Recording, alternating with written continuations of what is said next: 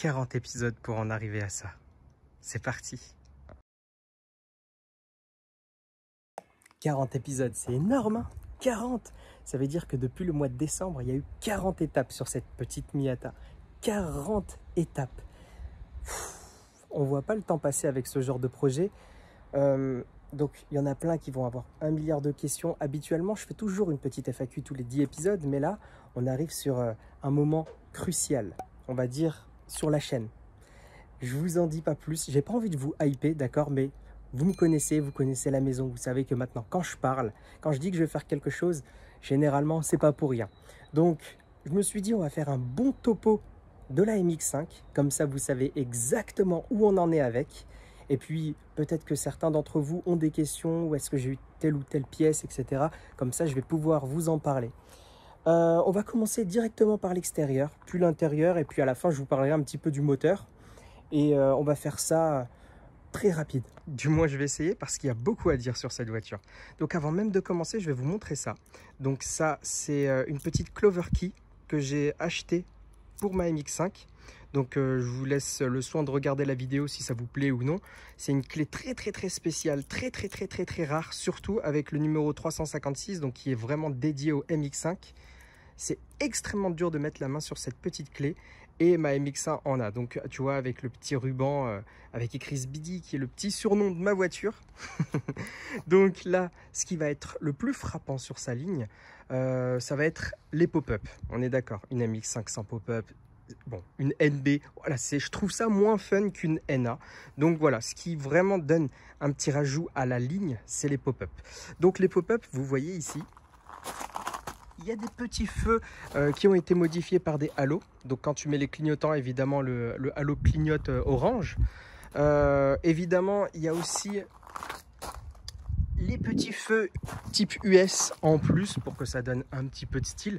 Donc les feux de cette voiture, tous les feux ont été modifiés, d'accord? Donc les réflecteurs blancs, ici on a des clignotants et du coup feux de position US qui sont passés en transparent pour se marier avec les répétiteurs blancs et évidemment les petits halos très beaux qui proviennent de Jeep. Franchement, je surkiffe cette petite modification et franchement, j'ai fait beaucoup de kilomètres avec la voiture maintenant. Autant vous dire que la nuit, c'est super agréable d'avoir ce type de phare. Ah là là, cette couleur, je la trouve juste magnifique. Mais en vrai, c'est encore plus beau à voir quand elle est au soleil parce qu'il y a plein de petites paillettes dorées, plein de reflets. Le rouge est beaucoup plus profond, donc là, le temps s'y prête pas, hein, comme d'habitude. Mais bon, c'est un peu mieux que le rouge bien flashy. Là, on est sur une sorte de rouge un peu plus... voilà, un peu plus vin, tu vois, je trouve ça tellement beaucoup plus beau. C'est une sorte de rouge sang qui fait ressortir toutes les formes de la voiture, beaucoup plus que le rouge un peu flashy, voilà, qui est assez commun, on va dire, sur les MX5. Donc ici, tu vois que tu as une petite lame qui a été également rajoutée, c'est pas d'origine. Donc cette petite lame, je me suis fait un petit plaisir de me l'ajouter, elle vient de Drift Shop. Ça m'avait, allez, il y a quelques vis, histoire de l'attacher, c'est très rapide à faire, mais la modification, je trouve que ça bodybuild un peu la voiture et ça la rabaisse. Donc ça lui donne un bel effet. Et surtout qu'elle est un petit peu cracra comme vous pouvez voir, mais bon, la voiture roule, hein. C'est donc normal qu'elle se salisse. Et puis si vous voulez voir du neuf, ben, vous avez qu'à voir par exemple le unboxing des jantes, puisque les jantes ont été achetées neuves. C'est des jantes que j'ai fait faire sur mesure, c'est des authentiques Work Equip 03, très jolies. Vraiment sur mesure, donc c'est moi qui a choisi le déport, tout, enfin comme je voulais pas un truc trop gros, trop large, trop flanc tendu, je voulais quelque chose pour cruise qui est très joli, mais voilà, qui va pas trop faire tuning ni sport, je ne sais quoi, tu vois. C'est une MX5 215 chevaux, il n'y a pas besoin d'avoir des grosses JR11 ou je ne sais quoi, ça c'est parfait, ça fait un peu rétro vintage. Ça va très bien avec la voiture. Il y a tout de même eu la capote qui a été entièrement modifiée par mes soins. Donc du coup, c'est une capote que j'ai eue sur Mécatechnique qui est en vinyle, qui est, ma foi, parfaite. Là. Donc vous voyez que là, elle est bien tirée et elle est bien sale. Mais bon, j'ai fait un petit traitement quand même avec des produits pour justement étanchéifier les capotes, etc. Donc tout va bien. Là, vous voyez du coup que la voiture est très rabaissée, mais ça, je vais en parler vers la fin dans la partie mécanique. Ici, vous avez la petite antenne effet fibre de carbone, parce que je vous avoue que je l'ai eu sur AliExpress, avec le petit Mazda Speed là. Oh là là, tout est dans le détail. Bon, j'avoue, c'est pas du vrai Mazda Speed, mais bon, bref. Donc là, vous voyez le petit ducktail qui est juste parfait. Parfait, parfait, parfait. C'est magnifique. Donc, n'oubliez pas, si vous voulez voir la vidéo, c'est la dernière que j'ai publiée, donc l'épisode 39. Le petit ducktail avec le panel, donc le porte-plaque, qui viennent de chez Carbon Miata, donc en fibre de carbone, qui sont très bien finis. Je me lasserai jamais de regarder le cul de cette voiture. Donc vous avez également ici les feux à LED, donc qui viennent également de chez Carbon Miata, avec le petit badge Miata que j'ai rajouté ici. Donc il n'y a plus MX5 d'écrit. Et là vous pouvez voir une petite caméra de recul. C'est juste trop stylé. Et encore ça c'est que l'extérieur. Et je ne me suis pas vraiment beaucoup occupé de l'extérieur parce que j'ai privilégié tout ce qui était intérieur et fiabilisation. Donc j'ai pas vraiment terminé l'extérieur, bien que je compte pas trop mettre de rajouts, etc. Donc on est vraiment proche de la fin pour l'extérieur. Mais ce qui est le plus beau sur cette voiture selon moi, c'est l'intérieur. Regardez. Ah là là là là, cet intérieur me rend complètement fou. Il est vraiment magnifique. Donc premier truc qui frappe, et d'ailleurs qui fait pas l'unanimité, il y en a plein qui n'aiment pas, mais moi j'adore. Donc bon, c'est ma voiture quand même, c'est normal que je mette des trucs que j'adore. Ici, petit volant grip royal, donc qui provient des États-Unis, qui est imprimé, qui a été gravé au laser. Donc c'est des petits motifs. Vous voyez qu'il là il y a des dragons. On voit bien en plus, c'est bien en relief. Hein. Au toucher, c'est hyper agréable. Il y a des petits nuages japonais. Évidemment, le volant est amovible, donc pour pouvoir faciliter l'entrée ou la sortie. Avec le petit ding qui me fait super triper. Donc ça provient ici du Quick Release qui est un NRG 2.0 que j'ai acheté marron histoire de bien se marier avec le volant et le reste. Ici on a un Short Hub NRG et honnêtement le bundle est vraiment très beau. Le volant me tombe dans les mains, c'est parfait. Il y a un autre truc qui frappe, c'est ces petits compteurs. Donc ça provient de chez Rev Limiter, pareil, États-Unis. Donc ils peuvent vous faire des trucs sur mesure, etc. Moi j'ai pris celui-là que je trouve très beau et surtout de nuit. Je vous mets une petite vidéo quelque part, vous allez voir, c'est très joli.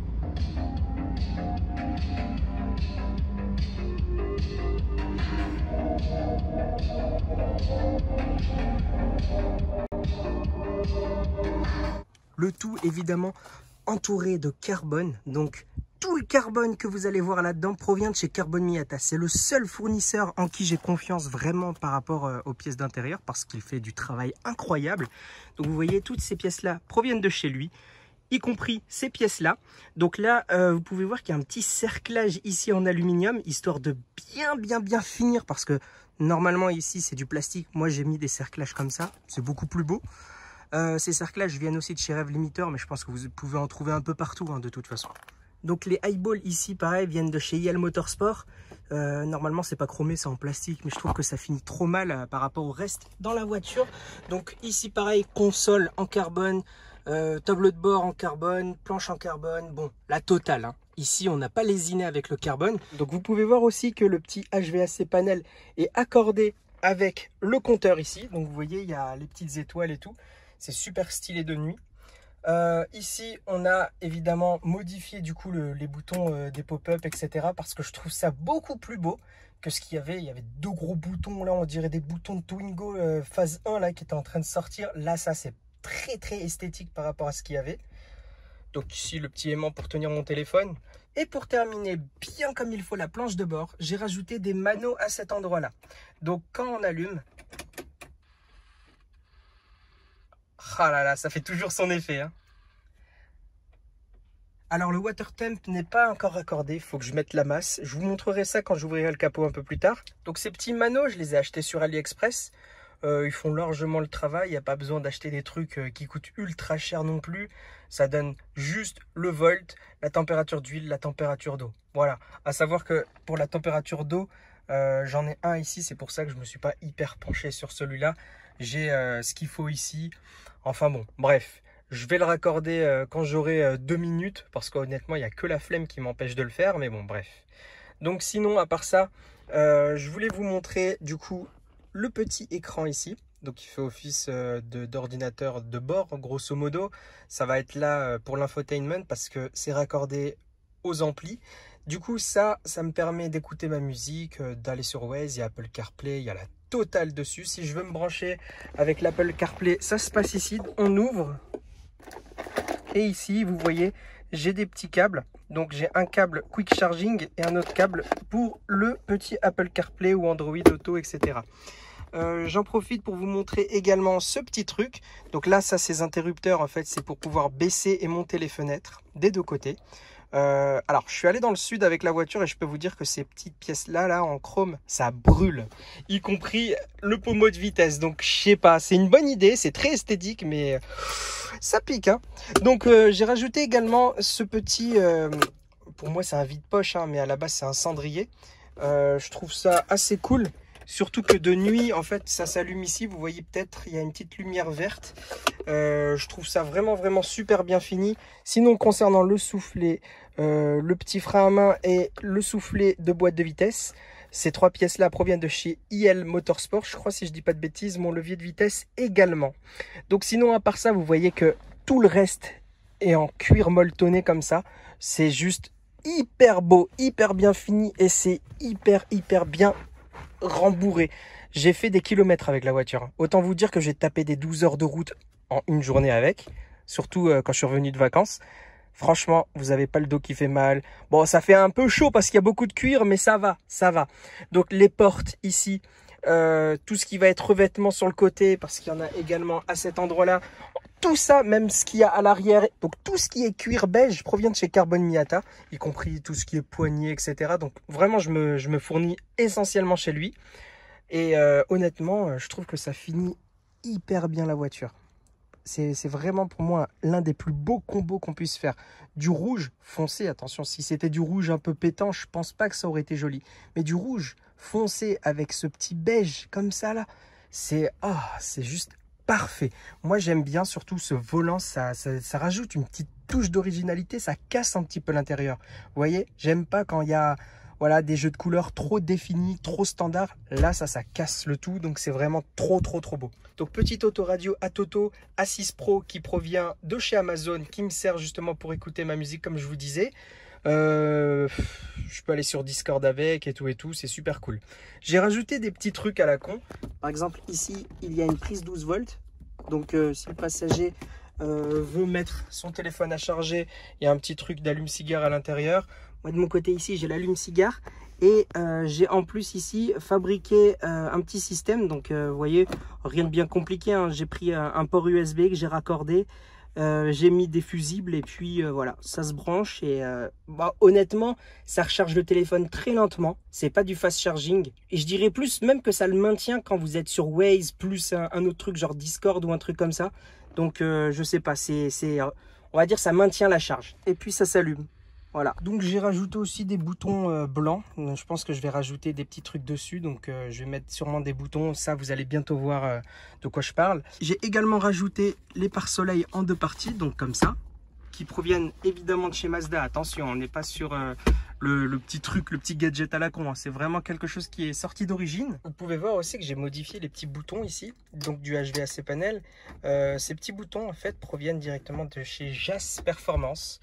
Voilà, j'allais pas garder encore, comme je vous ai dit, des trucs en plastique. J'essaye de limiter au maximum. Vous allez voir que bientôt, même la planche de bord, la boîte à gants, même toutes ces parties-là, vous allez voir que je vais bientôt modifier. Je suis en train de me renseigner pour pouvoir modifier, rajouter du cuir ou de l'alcante, je sais pas. Je pense que ça va être plus du cuir noir que je vais mettre. Pas du molletonné en damier comme ça, là. Mais ça va être sûrement un beau truc plat en cuir que je vais rajouter par-dessus. Je verrai, faut que je me renseigne. Pour le moment je suis en phase de recherche, mais en tout cas je trouve que la voiture elle est très belle comme elle est actuellement. Avec ça là, j'ai beau regarder, je la trouve juste parfaite cette voiture. Donc de ce côté là vous voyez que j'ai modifié aussi les ceintures. Ça va donner lieu à une nouvelle vidéo, donc c'est un petit spoil, je suis désolé. Mais j'ai pas totalement terminé en fait. Je dois rajouter une petite pièce, donc un espèce de prétenseur ou je ne sais pas comment ça s'appelle. Quelque chose en fait qui va ramener la ceinture jusqu'ici. Parce que là, devoir la chercher, c'est un peu chiant. Donc ça va tirer la ceinture. Je vais vous faire une vidéo. C'est pour ça que j'ai pas encore remis là les supports de hardtop, etc. Donc ça c'est en cours. Je voulais aussi vous parler un petit peu de ce filet anti-remous que vous avez vu. Donc hop, on prend comme ça et vous voyez, ça lève la deuxième partie. C'est très pratique pour pas avoir du coup le vent derrière la nuque, surtout quand vous transpirez et tout. C'est pas forcément agréable et puis bon, pour attraper froid, c'est chiant. Donc du coup, là vous pouvez voir qu'il y a un petit filet, donc un petit filet de rangement supplémentaire en plus. Ce petit filet anti-remous m'a été offert par quelqu'un qui est ultra gentil dans ma région. C'est vraiment une crème qui a une NB. Sa MX5 m'avait fait bugger un petit intérieur de RX8, un petit aileron de RX7. Bref, elle est vraiment très jolie et lui aussi il l'a fait du coup à son image finalement. J'aimerais bien la filmer, je vais lui demander et vous allez la voir. En tout cas, je le remercie vraiment du fond du cœur de m'avoir donné ce petit filet anti-remous qui m'a vachement servi lorsque j'étais parti en vacances. Donc voilà, petit seuil de porte aussi. Les tapis, ça vient de chez MTM Shop, je crois. Je dis peut-être une connerie, mais il me semble que c'est ça le nom de l'entreprise. Ici, vous voyez, il y a des petits pédaliers en alu IL Motorsport qui ont été également rajoutés. En tout cas, franchement, je trouve que l'intérieur de ma MX5 est juste parfait. C'est quand même dingue de se dire que voilà, on est en France et il y a une MX5 française comme ça. Je sais, c'est un peu débile, mais je regarde tellement d'Instagram d'Américains. Il y a très peu de gens qui modifient leur MX5, on va dire. Parce que c'est vrai que chez nous, c'est un petit peu moins légal de faire beaucoup de modifications, surtout en cas d'accident. Il n'y a pas de remboursement, rien. Et puis, faut dire la vérité, ça coûte très cher avec la TVA, avec les frais de port, parce qu'il n'y a pas beaucoup de spécialistes en France.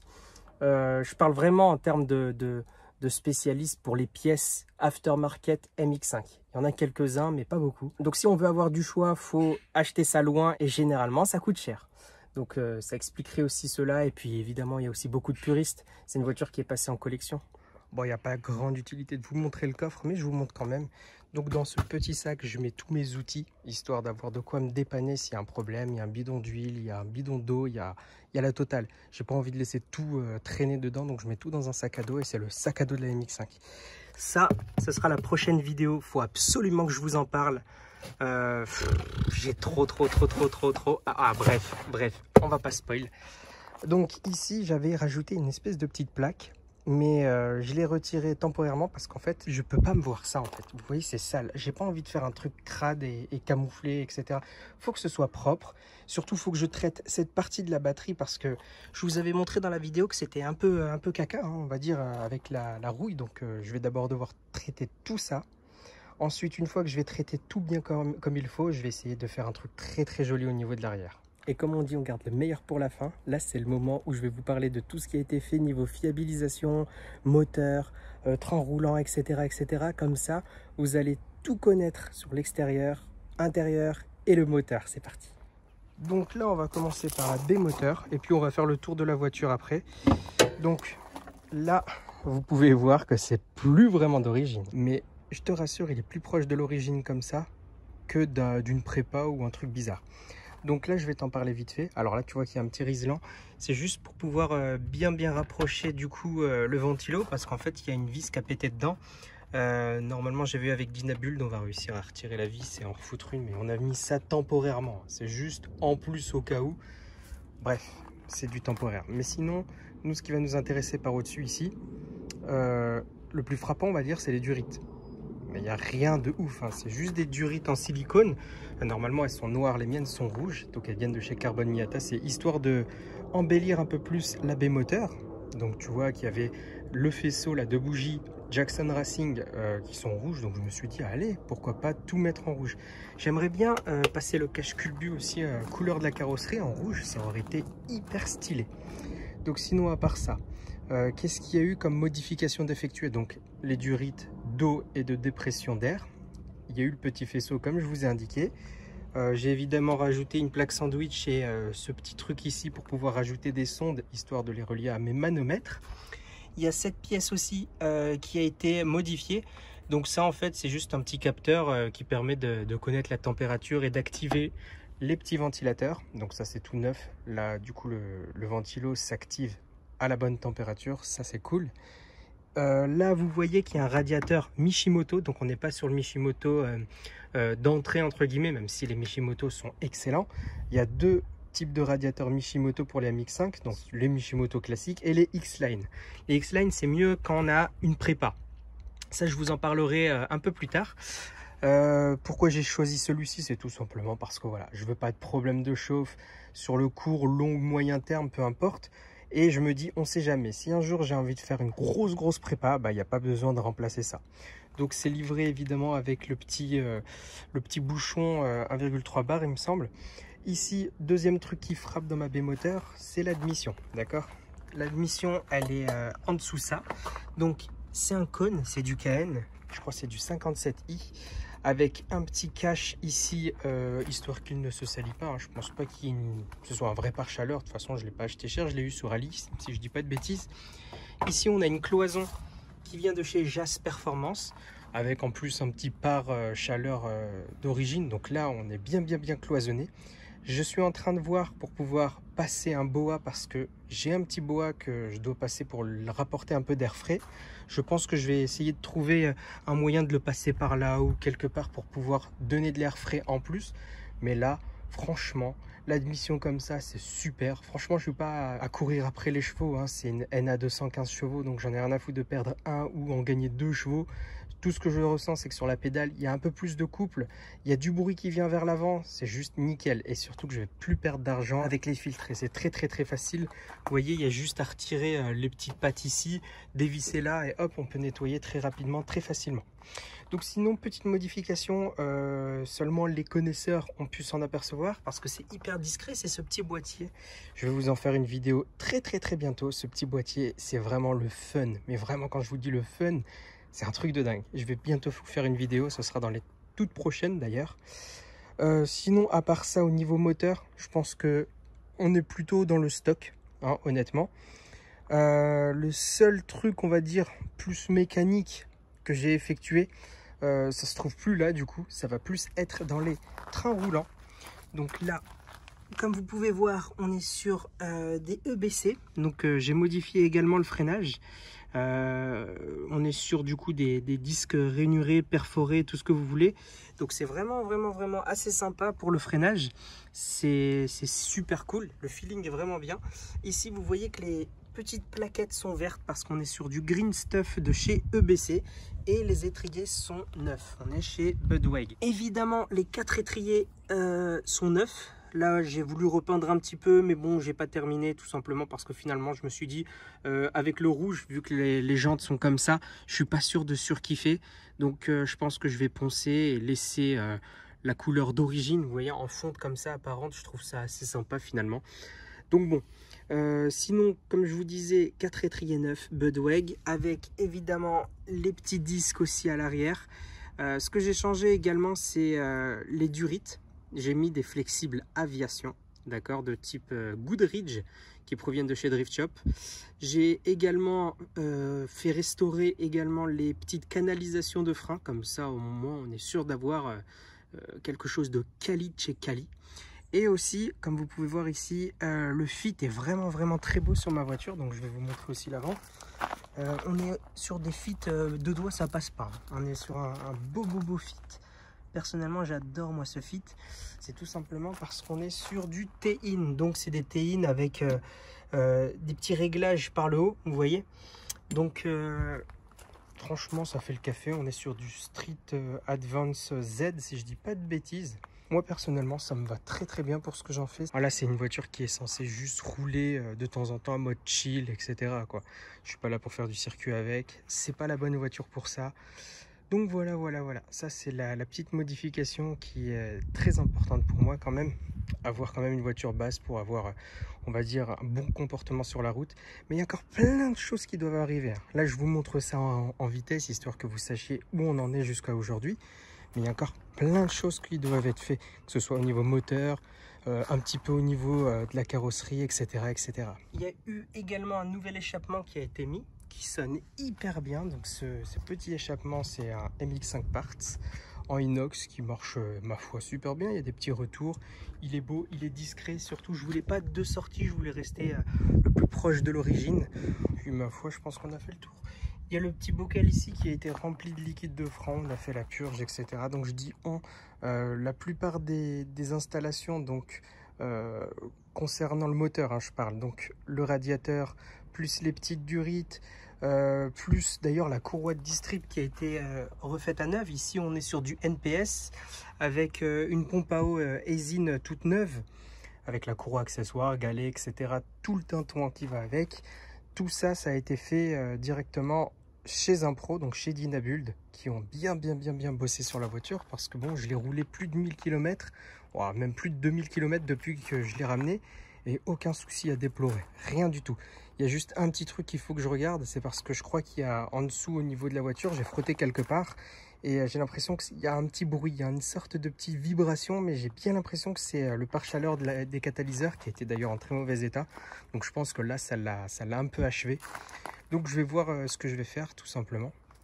Mais voilà, donc la géo a également été faite auprès de chez Dynabuild. Pareil, le freinage, etc. Il y a pas mal de choses que j'ai vues avec eux. Je vous avais parlé de pas mal de petits soucis, notamment avec les durites, donc les canalisations rigides sur cette voiture. Ça a été résolu par Dynabuild. D'ailleurs, il manque le petit autocollant Dynabuild ici. Franchement, ils méritent vraiment leur place dans mon build. Enfin bref, donc voilà. Grosso modo ce qui a été fait au niveau du moteur. Vous savez, il y a un petit souci au niveau de la segmentation, donc il y a pas mal de choses que je dois refaire au niveau du moulin, et honnêtement j'ai vraiment hâte de continuer. Alors il y a un truc aussi que je vous ai pas dit, donc entre les deux ici il y a un joint, donc le joint de cache-culbut qui a été refait aussi à neuf, donc j'en ai acheté un Mazda directement, et voilà, il est installé. Donc ouais la famille, voilà, il y a pas mal de choses qui ont été faites sur la voiture, extérieure, intérieure, et au niveau fiabilisation. Je parle pas de prépa, hein. Je n'ai pas fait de prépa sur cette voiture, j'ai juste fait de la fiabilisation.